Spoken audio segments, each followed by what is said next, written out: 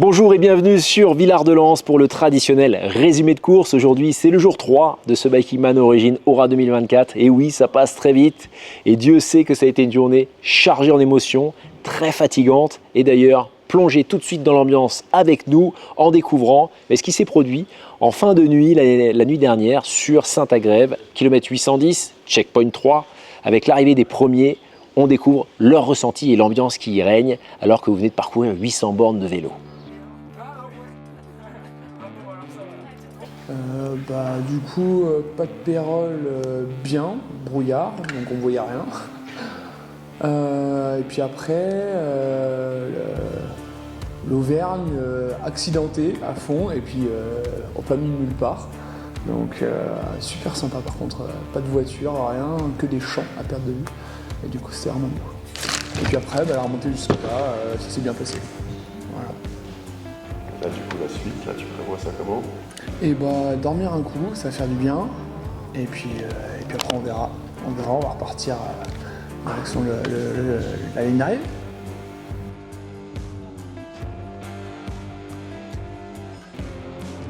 J'arrive au CP2, alors 3e position, mais 4e physiquement en fait, avec les histoires, avec le décalage de temps de départ. Et je repars en 2e position. Et après avec Laurent Broussette, on se retrouve après le pas de Pérol.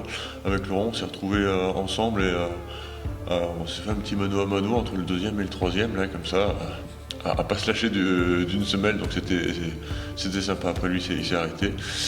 Et en tout cas, très sympathique et très beau paysage, notamment sur le pas de Pérol, qui était vraiment splendide. Le soleil se lève sur Saint-Agrève. D'ailleurs, le plafond nuageux commence enfin à se libérer. Je vous propose de faire un saut en arrière et d'aller au checkpoint 2 à Saint-Flour, au kilomètre 500, pour aller aux côtés des ultracyclistes qui, eux, se réveillent tranquillement, malgré une nuit un petit peu difficile. Oh, mais cette merde, ouais. Ah, c'est casse-couille. T'es sur le départ. Ouais. Et là, comment dire que... Là, ça commence à être compliqué de le remballer, là. Le premier jour, tu le remballes vite, mais... Ouais, là, aujourd'hui, ça va être une grosse journée. On va essayer de rejoindre le CP3 dans la journée. Je suis peut-être un peu optimiste. J'ai mal aux pieds, mal au cul. Ça me semble...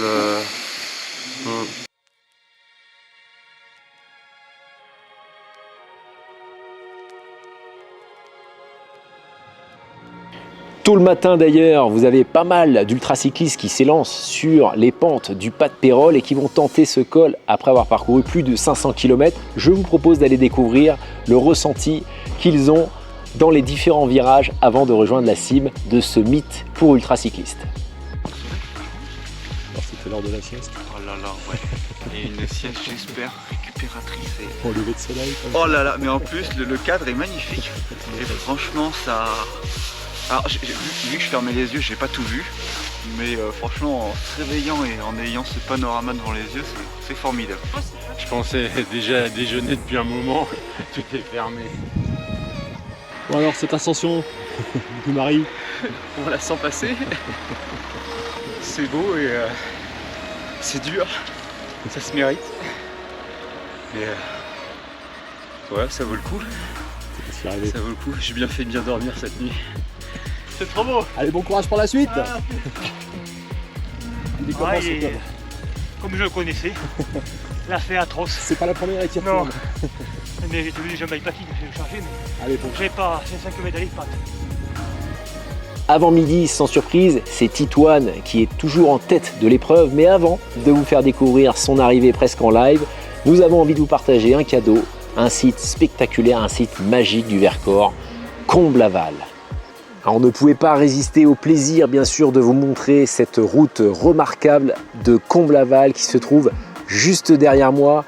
Regardez, les nuages se sont complètement évaporés et c'est à présent un soleil de plomb qui va attendre les ultracyclistes qui vont traverser cette zone dès aujourd'hui bien sûr, puisque la tête de la course est déjà passée ici, mais surtout ce soir, puis mercredi, jeudi, voire même vendredi matin pour les derniers ultracyclistes, nos lanternes rouges. Ça vous donne d'ailleurs la différence de kilométrage et de performance entre la tête de l'épreuve qui arrive très rapidement en moins de 48 heures et puis les lanternes rouges qui vont mettre presque 110, 120 heures pour allier ce lieu. En tout cas, c'est un lieu emblématique du parc naturel régional du Vercors et puis c'est un lieu bien sûr emblématique de ce Bikeman Origine Ora puisque c'est un peu le clou du spectacle de cette épreuve, de pouvoir franchir ce relief géologique extraordinaire avec cette route qui a été construite grâce à des efforts humains hallucinants.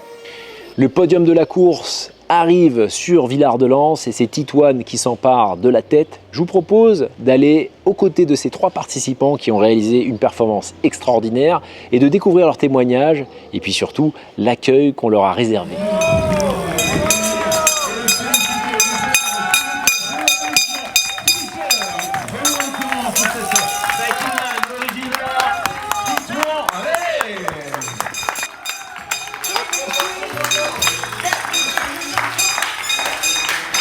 Et voilà, c'est validé par... C'était mental, c'était physique, c'était beau. Ouais, c'est un peu tout. Ouais. Non, c'est cool d'être là en plus en dessous de 48 heures. Ça, c'est une barrière qui est sympa à aller chercher. Faire 1000 km en moins de 2 jours, même moi, il y a 2 jours là, ce soir, je me disais pas forcément ça. Donc, moi, j'ai pas dormi avant l'après-midi de la deuxième journée. Donc, j'ai pas dormi, j'ai fait nuit blanche. J'ai dormi 15 minutes l'après-midi de la deuxième journée, 20 minutes à 1h du matin, ce matin en fait à 1h. Et puis c'est tout. Donc si je compte bien, 35 minutes à peu près quoi.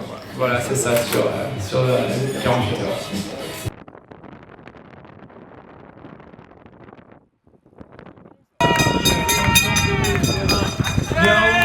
Bien en l'air. Et de conclure, c'est Dorian Gallich à l'instant qui vient donc d'en finir, qui crie de joie par fierté et par bonheur donc de franchir cette ligne d'arrivée. Il est accueilli par prédécesseur. 4 chiffres, mon gars, 4 chiffres. C'était un peu humide au début quand même, on va le dire. N'ayons pas peur de le dire, je crois que la pluie vous a quand même beaucoup embêté. Ouais, mais bon, ça a été, il a pas fait très froid et pas de pérole, une marée magnifique. Derrière, je ne vais même pas citer ce qu'avant sauvage le parcours. Incroyable, c'est comment ça c'est le parcours, là. Que des routes sans voiture. Il faudra revenir pour regarder le paysage.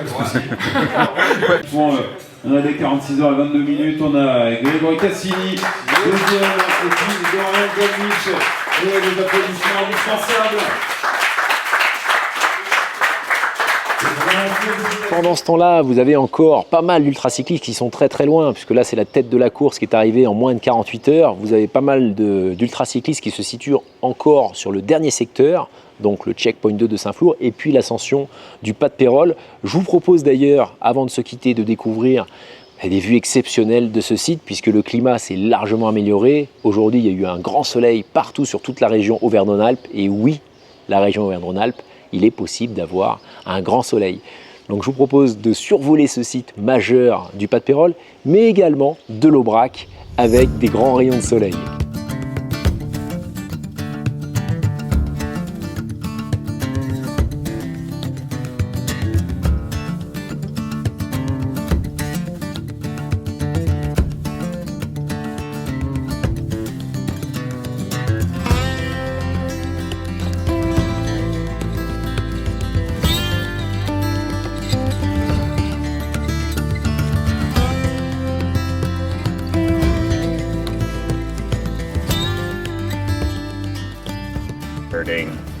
It just feels like, oh, okay, I have a few more days of this. Is that really what I want to do? But yeah, the sun is out today and just had to kind of, yeah, face that negative self-talk and then show that I wasn't going to back down and, yeah, embrace the adventure.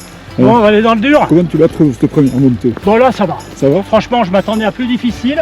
Après là il paraît que c'est un peu compliqué mais on verra. Tu sais quel est le dessert favori là-haut? Non. La tarte aux myrtilles. Ah. Dépêche-toi.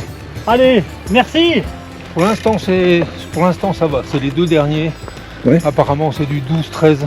T'as regardé la courbe avant de monter, c'est ça? Ouais, vaguement. T'aimes pas les surprises? Vaguement. J'aime bien les surprises, mais j'en ai déjà eu quelques-unes. Ouais. Donc, pour l'instant, tout se passe bien, mais on est dans la gestion.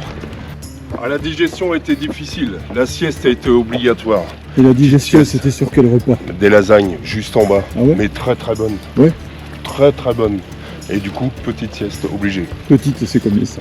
Ouais, j'ai fait 40 minutes à peu près. Non. Ça va Et là, suffire? c'est reparti, oui. Ouais, Sinon, on bien. s'arrêtera plus loin. Très bien. Ah, on est en haut. Tu tires déjà la langue? Comment? Tu tires déjà la langue? Non. Ah non, mais c'est juste pour l'image. Non, ça va.